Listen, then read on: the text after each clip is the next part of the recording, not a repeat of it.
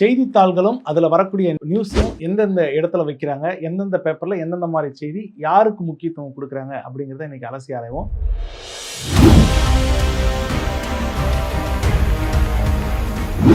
முதல்ல நம்ம தினத்தந்தி பேப்பரில் பார்ப்போம். அதில் ஃபஸ்ட்டு 2 பேஜ் பார்த்தீங்கன்னா விளம்பரம்.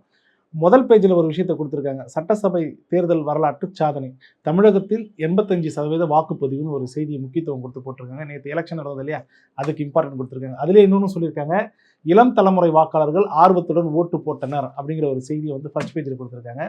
2வது பேஜில் என்ன சொல்லியிருக்காங்க அப்படின்னா, தேர்தலில் சாதனை வாக்குப்பதிவு, மக்களின் பொறுப்புணர்வு பாராட்டத்தக்கத்துக்குரியது அப்படின்னு சொல்லியிருக்காரு. யார் சொல்லியிருக்காரு? முதலமைச்சர் மு க ஸ்டாலின் சொல்லியிருக்காரு. 2வது பேஜில் அவரோட செய்தி கொடுத்திருந்தாலும் ஒரு சின்ன பாக்ஸ்ல போட்டு முடிச்சிருக்காங்க. இது செகண்ட் பேஜோட இம்பார்ட்டன்ட். 3rd பேஜில் பார்த்தீங்கன்னா அதில் ஒரு சைடு பேஜ் ஃபுல்லாகவே என்ன பண்ணியிருக்காங்கன்னா, இந்த எலெக்ஷன் முடிஞ்சதுக்கு அப்புறம் இருக்கக்கூடிய தலைவர்களுடைய கருத்துன்னு சொல்லி பேட்டி கொடுப்பாங்க இல்லையா, அந்த பேட்டிக்கு இம்பார்ட்டன்ட் கொடுத்து சின்ன சின்ன பாக்ஸாக போட்டு கொடுத்துருக்காங்க.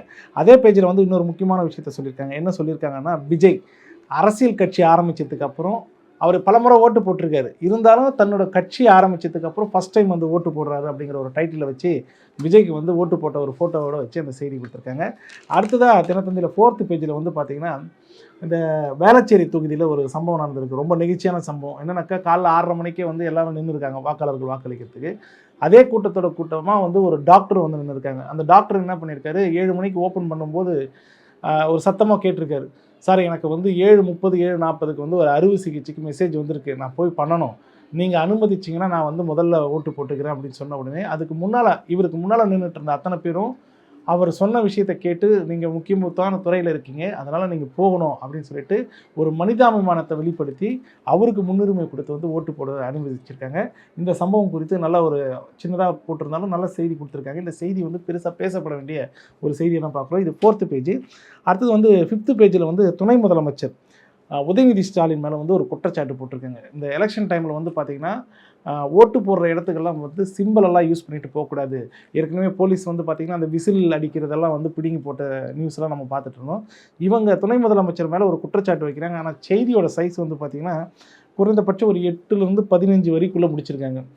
அவர் போட்டுட்டு போன சட்டில் அந்த உதயசூரியன் சிம்பிள் இருந்து தான் குற்றச்சாட்டு. அந்த செய்தி தலைப்புச் செய்தியாக இருக்கணும். இருந்தாலும் தினத்தந்தி அவருக்கு முக்கியத்துவம் கொடுத்து 5வது பேஜில் இந்த செய்தியை வச்சுருக்காங்க. அடுத்ததாக பார்த்தீங்கன்னா 7வது பேஜ் நட்சத்திர தொகுதி அப்படின்னு சொல்லி போட்டிருக்காங்க. நட்சத்திரம்னா ஸ்டார் வேட்பாளர்கள், முதலமைச்சர், எதிர்க்கட்சி தலைவர், பாஜக தலைவர், சீமானு, விஜய், இந்த மாதிரி எல்லா தொகுதியிலும் நடந்த வாக்குப்பதிவு சதவீதத்தை எடுத்திருக்காங்க. எப்படி எடுத்திருக்காங்கன்னா, கொளத்தூரில் பார்த்தீங்கன்னா இந்த இதில் 86.11%, எடப்பாடியில் 92.09, நயினார் நாகேந்திரன் அவர் போட்டியிட்ட தொகுதியில் 85.65, சீமான் போட்டியிட்ட தொகுதியில் 74.33, அண்ணன் விஜய் போட்டியிட்ட பெரம்பூரில் பார்த்தீங்கன்னா 89.73%. இந்த தலைவர்கள் பட்டியலில் பார்த்தீங்கன்னா அதிகமான வாக்குப்பதிவு எங்கே நடந்திருக்குன்னா, எடப்பாடி தொகுதியில் பழனிசாமி போட்டியிட்ட அந்த தொகுதியில் தான் 92.09% போலிங் ஆயிருக்கு. ஸோ அந்த ஒரு கார்ட்டூன் மாதிரி கிரியேட் பண்ணி அழகாக போட்டிருக்காங்க அந்த செய்தி. 7th பேஜுக்கு அடுத்தது 9th பேஜ். மேற்கு வங்கத்தில் நடந்த முதல் கட்ட தேர்தலில் 92.72% வாக்குப்பதிவு, பாரதிய ஜனதா வேட்பாளர்கள் தாக்கப்பட்டதால் பரபரப்பு. அந்த பேஜில் ஏறக்குறைய ஒரு 30 to 35% அந்த செய்தி போட்டிருக்காங்க. இது வரைக்கும் வரலாறுலே இல்லாத அளவுக்கு வெஸ்ட் பெங்காலில் ஓட் பேங்க் எவ்வளோ ஆயிருக்கு அப்படின்னா 92.72% வாக்குப்பதிவானதுக்கு இம்பார்ட்டன்ட் கொடுத்துருக்காங்க. அதை 9th பேஜில் போட்டிருக்காங்க. அதே 9th பேஜில் பார்த்தீங்கன்னா, முதற்கட்ட தேர்தலில் அதிகமான வாக்குப்பதிவு நடந்ததுக்கு அப்புறம் பிரதமர் மோடி ஒரு கருத்து சொல்லியிருக்காரு. என்ன சொல்லியிருக்காருன்னா, பிஜேபி மகத்தான வெற்றி பெறும், அது கன்ஃபார்மாக நான் சொல்ல முடியும் அப்படின்னு சொல்லிட்டு மோடி சொன்ன விஷயத்துக்கு ஒரு முக்கியத்துவம் கொடுத்து 9th பேஜில் முடிச்சிருக்காங்க. அடுத்ததான் நம்ம பார்க்குறது தினமலர் நியூஸ் பேப்பர். அதில் 3rd பேஜில் என்ன போட்டிருக்காங்கன்னா, 20 லட்சம் பேர் அப்படின்னு போட்டிருக்காங்க. ஒரு டைட்டில் மட்டும் தான் கொடுத்துருக்காங்க. 2021 தேர்தலை விட கூடுதலாக ஓட்டளித்தோர் எண்ணிக்கை 20 லட்சம் பேர் அப்படின்னு மென்ஷன் பண்ணியிருக்காங்க. பஸ்ஸு பிரச்சனைனால பல பேர் தவிச்சிருக்காங்க அப்படிங்கிற ஒரு விஷயத்தை சொல்லியிருக்காங்க. அதாவது நேற்று சென்னை மாதிரியான அந்த பெருநகரங்கள் இருக்கு இல்லையா, அங்கிருந்து அவங்க சொந்த ஊருக்கு போகிறதுக்கு வாக்காளர்கள் ரொம்ப சிரமப்பட்டதுக்கு ஒரு முக்கியத்துவம் கொடுத்து ஃப்ரண்ட் பேஜில் வச்சுருக்காங்க. 20 லட்சம் பேர் எக்ஸ்ட்ராவும் வாக்களித்தாங்கன்னு சொல்லியிருக்காங்க. பஸ்ஸு இல்லை, அது ஒரு பிரச்சனையாக அவங்க மென்ஷன் பண்ணியிருக்காங்க. அடுத்ததாக பார்த்தீங்கன்னா 4th பேஜில் ஓட்டுச்சாவடி முகவர் பணியில் பெண்கள் இளைஞர்கள் ஆதிக்கம் அப்படிங்கிற ஒரு செய்தி ரொம்ப இம்பார்ட்டன்ட் கொடுத்துருக்காங்க. என்னன்னாக்கா, இந்த தமிழ்நாட்டில் இருக்கக்கூடிய எல்லா பூத்துலேயும் வந்து பார்த்திங்கன்னா இளைஞர்களுடைய பட்டாளம் வந்து நிறைய அந்த பிஎல்ஓன்னு சொல்லுவாங்க இல்லையா, அவங்க டியூட்டி பார்த்துருக்காங்க. அதில் பெண்கள் ரொம்ப ஆர்வமாக முக்கியத்துவம் கொடுத்து பார்த்துருக்காங்க அப்படிங்கிற ஒரு விஷயத்த செய்தியை கொடுத்துருக்காங்க. இதுக்கு அடுத்தது வந்து பார்த்திங்கன்னா 6வது பேஜில் சமூக வலைத்தள பிரச்சாரங்களை தடுக்க முடியாமல் திணறிய தேர்தல் கமிஷன். அதில் என்ன சொல்லியிருக்காங்க அப்படின்னாக்கா, இந்த எலெக்ஷன் கமிஷன் வந்து எல்லா ரெஸ்ட்ரிக்ஷனும் போட்டு இந்த பிரச்சாரம் ஓஞ்சிச்சு, அதுக்கப்புறம் வந்து 21ஆம் தேதிக்கு மேலே பிரச்சாரம் பண்ணக்கூடாதுன்னு எவ்வளோ ரெஸ்ட்ரிக்ஷன் பண்ணாலும் இந்த சோஷியல் மீடியாவில் நடந்த அந்த பிரச்சாரத்தை வந்து கட்டுப்படுத்த முடியாமல் ரொம்ப திணறி இருக்காங்க எலெக்ஷன் கமிஷன் அப்படிங்கிற ஒரு விஷயத்தை வந்து செய்தியாக போட்டு கொடுத்துருக்காங்க. 6th பேஜில் இது ஒரு சின்ன செய்தியாக இருந்தாலும் அது ரொம்ப கவனிக்கப்பட வேண்டிய விஷயம். ஏன்னா டிஜிட்டல் உலகத்தில் இந்த செய்தி அடுத்த 2031 இந்த மாதிரி எலெக்ஷன் டைமில் இந்த சோஷியல் மீடியாவில் வரக்கூடிய அந்த விளம்பரங்களை எப்படி தடுக்கணுன்ற திட்டத்தை வந்து தேர்தல் கமிஷன் மேற்கொள்ளணுன்றதுக்காக இந்த செய்தி 6வது பேஜில் கொடுத்துருக்காங்க. 8வது பேஜில் ஒரு நியூஸ் கொடுத்துருக்காங்க. அதில் என்ன சொல்லியிருக்காங்கன்னாக்கா, டீ கடை பெஞ்சுன்னு எப்பவுமே வரும் தினமலரில், அதில் ஒரு விஷயத்த சொல்லியிருக்காங்க. பட்டுவாடா பணத்தில் கார் பைக் வாங்கும் கட்சி நிர்வாகிகள்.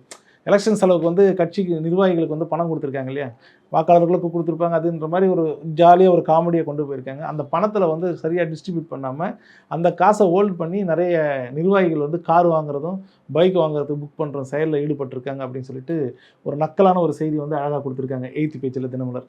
அடுத்ததாக வந்து பார்த்திங்கன்னா 9வது பேஜில் செகண்ட் ஃப்ரண்ட் பேஜ் அப்படின்னு சொல்லிட்டு அமோகம் அப்படின்னு சொல்லி கொடுத்துருக்காங்க. தினமலரை பொறுத்த வரைக்கும் ஃப்ரண்ட்டில் கொடுப்பான்னு எதிர்பார்த்தோம், ஆனால் இங்கே கொடுத்துருக்காங்க. தினத்தந்தியில் வந்து வேறு பேஜில் வந்து கொடுத்தாங்க. வெஸ்ட் பெங்காலோட எலெக்ஷன் தாங்க. மேற்கு வங்கத்தில் வரலாறு காணாத ஓட்டுப்பதிவு, எஸ்ஐஆர் பணிக்கு பின் அதிகரித்த சதவீதம், வன்முறைக்கு நடுவே முடிந்தது முதற்கட்ட தேர்தல் பிரச்சாரம் அப்படின்னு சொல்லி கொடுத்துருக்காங்க. வெஸ்ட் பெங்காலில் ஃபஸ்ட் ஃபேஸ் முடிஞ்சது, அது சம்மந்தமான செய்தி கலவரம் எல்லாத்தையும் சேர்த்து டோட்டலாக கொடுத்துருக்காங்க. இது வந்து செகண்ட் ஃப்ரண்ட் பேஜ் 9th பேஜில் கொடுத்துருக்காங்க தினமலர். அடுத்ததாக 9th பேஜில் வந்து பார்த்திங்கன்னா, முதல்வரே ஊழல்வாதிகளை காக்க முயல்வது வெட்கக்கேடானது, மம்தா வழக்கில் இடி காரச்சாரம். ஒரு முதலமைச்சர் வந்து ஊழல்வாதிகளை காப்பாற்றுறதுக்குண்டான முயற்சியில் ஈடுபடுறாங்கன்னு சொல்லிட்டு என்ஃபோர்ஸ்மெண்ட் குற்றச்சாட்டு வந்து சொல்லியிருக்கு. அந்த குற்றச்சாட்டு தான் வந்து பேசு பொருளாக இருக்குது. அது ரொம்ப முக்கியத்துவம் கொடுத்து செகண்ட் ஃப்ரண்ட் பேஜில் அந்த செய்தி வச்சுருக்காங்க. அடுத்தது 10வது பேஜில் வந்து நம்ம பிரைம் மினிஸ்டர் ஒரு விஷயத்தை பேசியிருக்காருங்க. என்ன பேசியிருக்காருன்னா, நான் சாப்பிட்ட மசாலா பொரியின் காரம் திரிணாமுல் காங்கிரஸுக்கு உரைத்துள்ளது, மேற்கு வங்கத்தில் பிரதமர் நரேந்திர மோடி பேச்சு அப்படிங்கிற ஒரு விஷயத்த பிரைம் மினிஸ்டர் ஏற்கனவே வந்து அவரோட பாதுகாப்பெல்லாம் தாண்டி போய் ஒரு கடையில் வந்து பொரி வாங்கி சாப்பிட்டாரு இல்லைங்களா, காரப்பொரி. அந்த காரப்பொரி சம்மந்தமாக போட்டு ஒரு நியூஸை நல்லா டைட்டில் வச்சுருக்காங்க. இது வந்து மோடிக்கு வந்து 10th பேஜில் இந்த செய்தி வந்து ஒரு கலர்ஃபுல்லான ஒரு ஃபோட்டோ போட்டு கலர் பாக்ஸ்குள்ளே வச்சுருக்காங்க. அடுத்தது வந்து பார்த்திங்கன்னா, அதே 10வது பேஜில் வந்து இந்த லால்பாக் ட்ரெயின் இருக்கு இல்லைங்களா, நம்ம பக்கத்தில் இருக்கக்கூடிய பெங்களூர்லேருந்து தமிழ்நாட்டுக்கு வரதுக்கு ஆல்ரெடி பெங்களூரில் வந்து ஐடி செக்டரில் வந்து 3-4 நாள் விட்டுருக்காங்க. அந்த பிரிட்ஜ் லீவு அந்த மாதிரிலாம் கொடுத்துருக்காங்க. எதுக்குடா அப்படின்னா, தமிழ்நாட்டில் எலெக்ஷனு, அங்கே இருக்கிறவங்க நிறைய பேர் தமிழர்கள் வந்து வேலை செய்கிறாங்க அப்படின்றதுனால அவங்க போய் ஓட்டு போகணுன்றதுக்காக எலெக்ஷன் கமிஷன் மூலமாக இந்த ஐடி நிறுவனத்துக்கு சொல்லியிருக்காங்க. அங்கே வந்த ட்ரெயினில் வந்து எவ்வளோ கூட்டம் இருந்துச்சுன்னு ஒரு ஃபோட்டோ போட்டு அழகாக அந்த செய்தியை வந்து ஃபுட் நோட் கொடுத்துருக்காங்க. ஸோ ரொம்ப முக்கியத்துவம், நமக்கு பக்கத்து ஸ்டேட்டாக இருந்தாலும் அங்கேருந்து வந்து ஓட்டு போட்டாங்கன்ற ஒரு மென்ஷன் பண்ணக்கூடிய ஒரு செய்தியை தான் பார்க்கணும். அதே 11th பேஜில் அப்படின்னு பார்த்தீங்கன்னா, செல்வ பெருந்தகையோட ஒரு செய்தி கொடுத்துருக்காங்க. ரொம்ப இம்பார்ட்டண்டான செய்தி, ஏன்னா பரபரப்பாக பேசப்பட்ட ஒரு செய்தின்னு கூட சொல்லலாம். இந்த ஐடி ரைடு பண்ணி என்னை முடக்கிட்டாங்கன்னு சொல்லி செல்வ பெருந்தகை சொல்லியிருந்தார் இல்லையா, அது இல்லைன்னு சொல்லி ஐடி ஏற்கனவே சொல்லிடுச்சு, அந்த மாதிரிலாம் நாங்கள் பண்ணல அப்படின்னு சொல்லிட்டு. இன்றைக்கி வந்து அவங்க ரெய்டு பண்ணதுக்கு உண்டான ஆதாரத்தை நான் கொடுப்பேன் அப்படின்னு சொல்லிட்டு செல்வ பெருந்தகை சொல்லியிருக்கக்கூடிய ஒரு செய்தியை ஒரு 2 கால செய்தியாக கொடுத்துருக்கேன். பட் அது ரொம்ப இம்பார்ட்டண்ட், ரொம்ப காமெடியாகவும் இருக்கும். அந்த செய்திக்கு வந்து 11th பேஜில் இம்பார்ட்டன்ட் கொடுத்துருக்காங்க.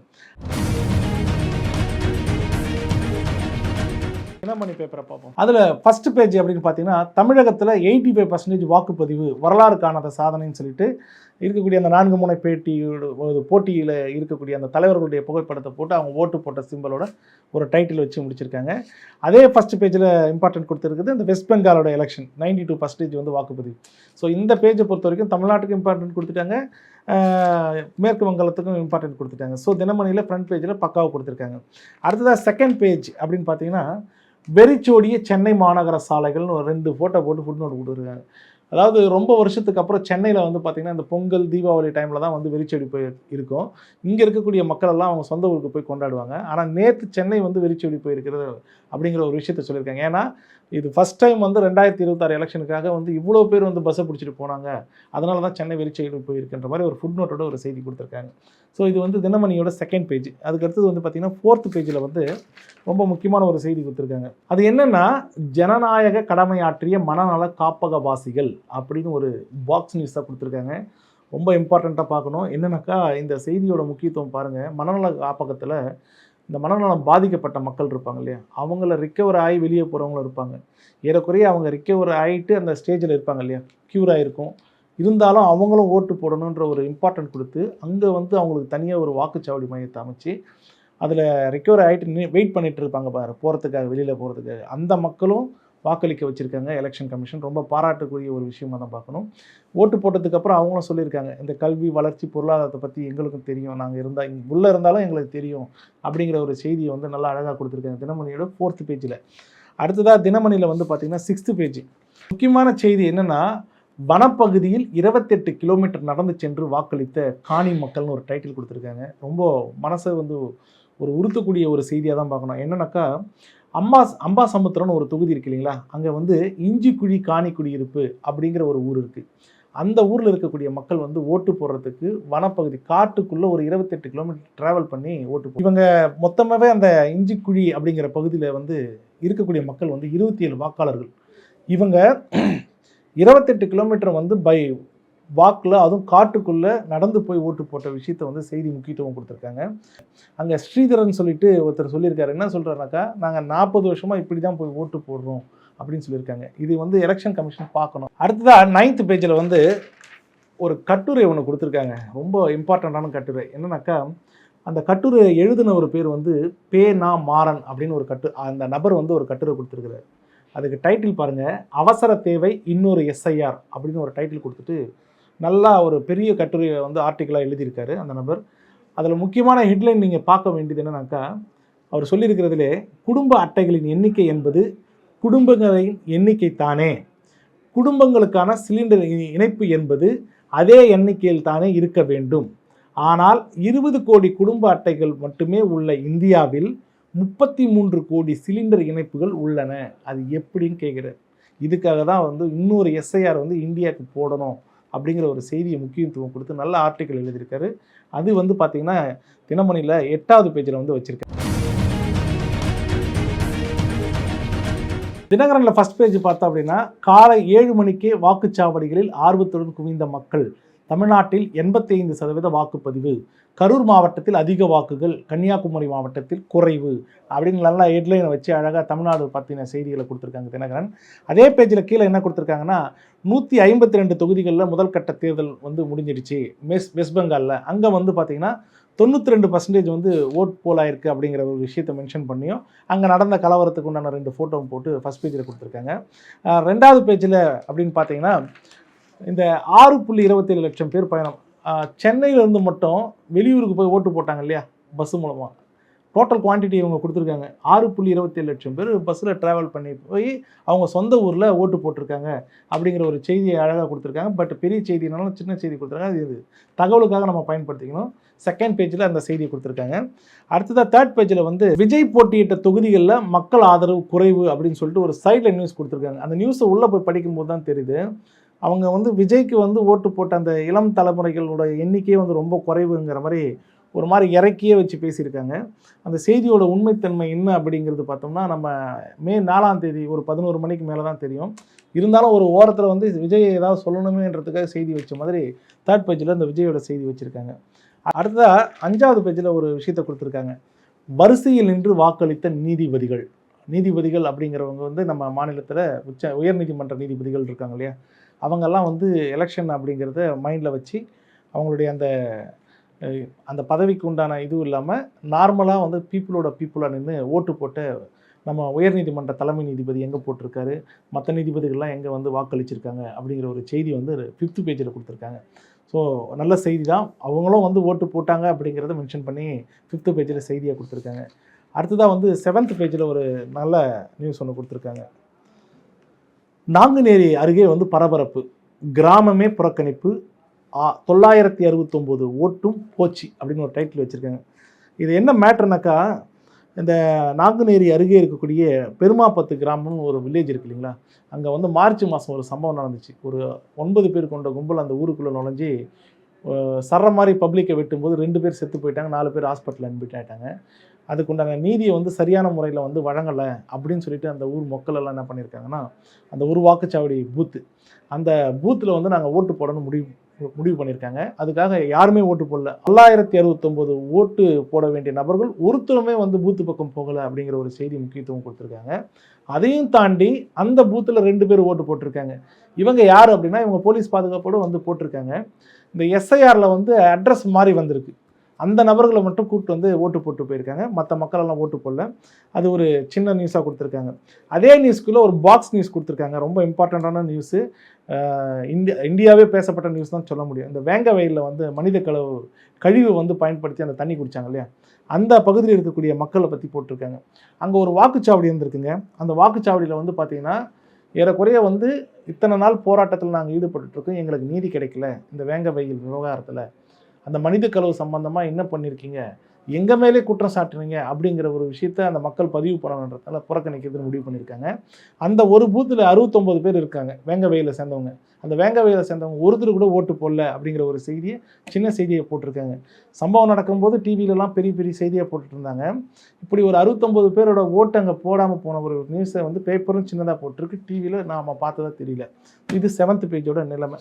அந்த ஒரு முக்கியமான நியூஸ் என்னன்னா, ரொம்ப இன்ட்ரெஸ்டிங்காக இருக்கும் பாருங்கள். இந்திய அளவில் பேசப்பட்ட ஒரு பூத்துங்க. பூத்து அப்படின்னு பார்த்தீங்கன்னா, அங்கே எவ்வளோ வாக்காளர்கள் இருக்காங்கன்னா, வெறும் 5 பேர் தான் வாக்காளர் இருக்காங்க. அங்கே எலெக்ஷன் கமிஷன் வந்து ஒரு பூத்தை ரெடி பண்ணி அங்கே இருக்கிற அந்த 5 பேரில் 4 பேர் ஓட்டு போட்டிருக்காங்க. இந்த வரசநாடு, அதாவது தேனி மாவட்டத்தில் வரசநாடு அருகே இருக்கக்கூடிய அடர்ந்த வனப்பகுதியில் வந்து வள்ளிமலை அப்படிங்கிற ஒரு மலைப்பகுதி இருக்குது. அந்த மலைப்பகுதியில் வந்து பார்த்திங்கன்னா மொத்த ஓட்டர்ஸுமே 5 பேர் தான். அந்த 5 பேரில் வந்து இவங்களுக்கு வந்து ஓட்டு போடணும் அப்படிங்கிற ஒரு முக்கியத்துவத்தை கொடுத்து எலெக்ஷன் கமிஷன் அங்கே ஒரு பூத்தே போட்டிருக்காங்க. அதில் போலிங் ஆஃபீஸர் எல்லாருமே உட்காந்துருக்காங்க, ஓட் மிஷினும் கொண்டு போயிருக்காங்க. அந்த இடத்துல வந்து மொத்தம் 5 பேரில் 4 பேர் ஓட்டு போட்டிருக்காங்க. அந்த செய்தியை இதில் கொடுத்துருக்காங்க. என்னன்னாக்கா, எலெக்ஷன் கமிஷன் இந்த அளவுக்கு ஸ்டெப் எடுத்து பண்ணியிருக்கு. ஒரு இடத்துல நம்ம பார்த்தோம் 28 கிலோமீட்டர் வனப்பகுதியில் நடந்து போகிறாங்க. இந்த இடத்துல வள்ளிமலையில் 4 பேர் தான் இருக்காங்க, அவங்களுக்கு ஒரு பூத்து போட்டிருக்காங்க. பாசிட்டிவும் இருக்குது, நெகட்டிவும் இருக்குது. ஸோ இன்றைக்கி வந்து நியூஸ் பேப்பரில் வந்து எந்தெந்த செய்தி எந்தெந்த பேஜில் வச்சுருக்காங்க, இதுக்கு பின்னால் இருக்கக்கூடிய அரசியல்கள் என்ன இருக்கும் அப்படின்னு நீங்களே வந்து அலசி ஆரம்பிச்சுக்கிங்க. இன்றைக்கி நியூஸ் பேப்பரை நம்ம பார்த்துட்டோம். நாளைக்கு வரக்கூடிய செய்தித்தாள்களில் எந்தெந்த செய்தி எந்தெந்த பேஜில் வரப்போகுது அப்படிங்கிறத நாம் நாளைக்கு பார்ப்போம்.